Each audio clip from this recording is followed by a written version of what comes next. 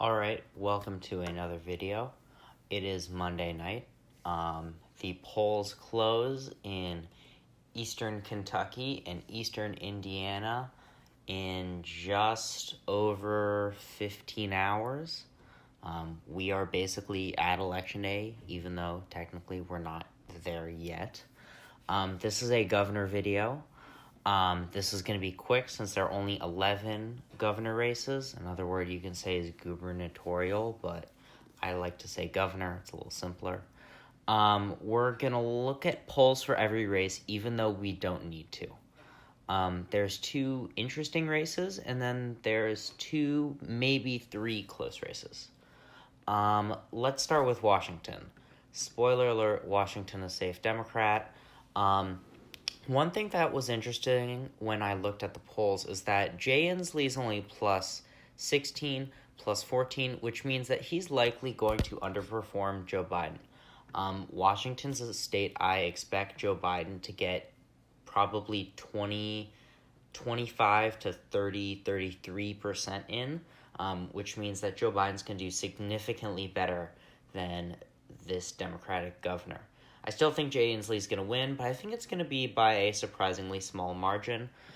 I don't think it's going to be 14. I think it's going to be in the 16 to 18 range. But still interesting that he is going to underperform Joe Biden that much.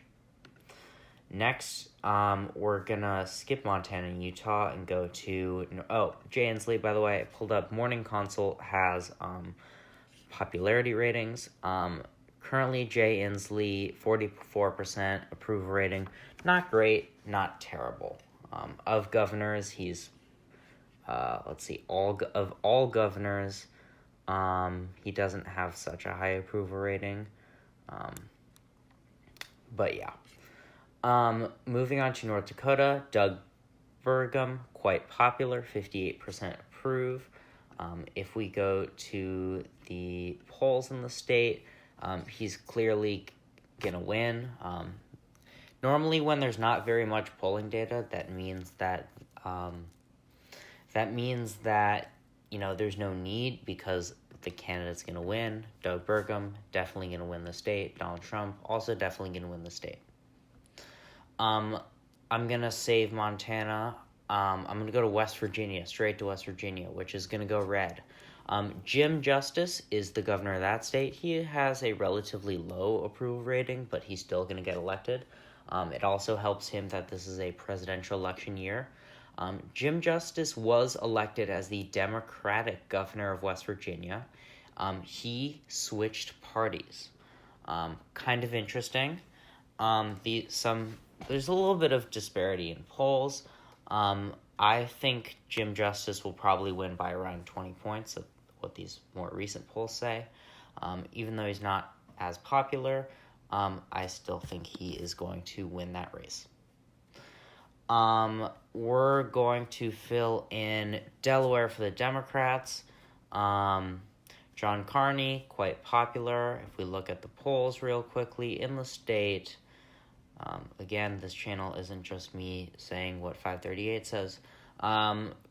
Carney plus 29, probably be somewhere around there, maybe a little bit lower, but Democrats are going to hold on to this one.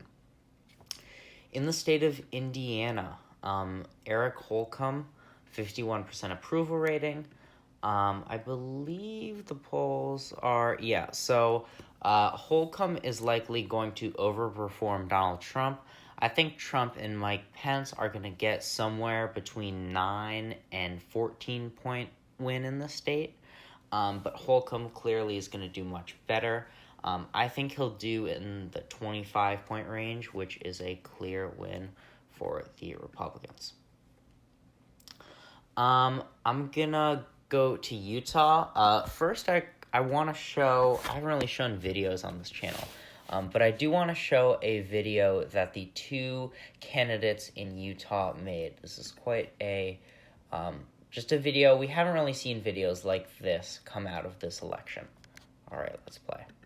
I'm Chris Peterson. And I'm Spencer Cox. We are currently in the final days of campaigning against each other to be your next governor. And while I think you should vote for me... Yeah, but really you should vote for me. There are some things we both agree on. We can debate issues without degrading each other's character. We can disagree without hating each other. And win or lose in Utah, we work together. So let's show the country that there's a better way. My name's Chris Peterson. And I'm Spencer Cox. And we approve this message.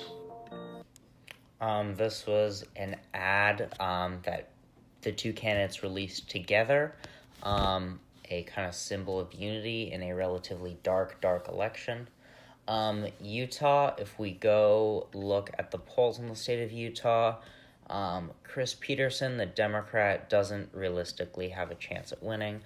Spencer Cox, who's the current lieutenant governor, has a big lead in polls. I expect him to do... I don't think Cox will get this 25, 24, 28. I think he'll get around 20. I think he'll underperform the polls. But I think Utah is going to stay solidly Republican. Moving on to Montana. Montana and North Carolina are kind of the two relatively toss-up races in the governor race. The current governor of the state of Montana, current governor is Steve Bullock. He's a Democrat. He was reelected, ran for president for a brief amount of time, dropped out. He's now running for Senate in the state of Montana. The candidates in this election are Greg Gianforte, who is the congressman from Montana's at-large district, and Mike Cooney, who is the lieutenant governor. I think that Gianforte, who is the Republican, is going to benefit from Trump. So polls are relatively tight.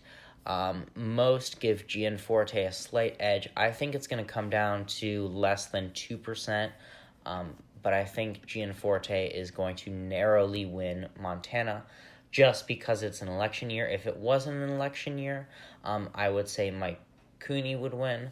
But this is a race that really could go either way. Montana is becoming more of a toss-up this election. I expect Donald Trump to win it by anywhere between 6, 7, and 13, 14 points. So not a massive win, because I believe he won by 28 to 30 points in 2016. If we look at Steve Bullock, he, I believe, has a pretty good approval rating. If we could find him, 52%, pretty good approval rating. But I think this is going to flip in the Republicans' favor. Steve Bullock has done great things as governor, so it definitely could go the other way.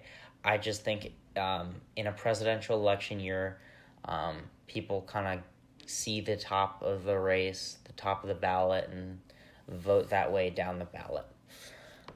Moving on to Missouri.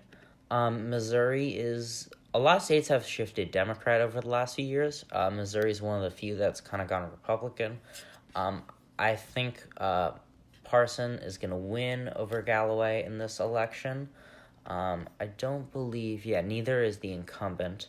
But I think it's actually going to be tilt. I think it's going to be surprisingly close in this state.